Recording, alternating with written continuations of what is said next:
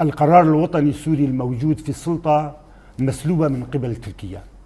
تركيا تضغط بكل ما تملك من قوة من أجل سياساتها البعيدة المدى التي تكمن أساسيا في عدم تمتع كما قلت شعوب المنطقة بالتحرر.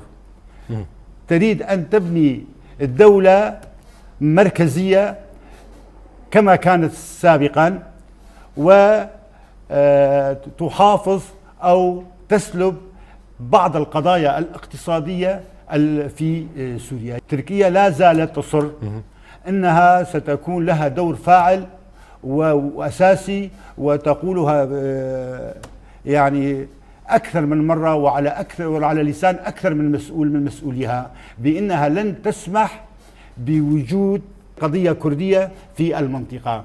عندما تقول لا أريد أن يكون لها كيانا على حدودها، مع العلم في مجلس سوريا الديمقراطية وجميع القوى السياسية الكردية دائما تصر أننا قضيتنا الوطنية الكردية جزء من القضية الوطنية السورية، وشعبنا جزء من الشعب السوري، ونريد أن نبني سوري.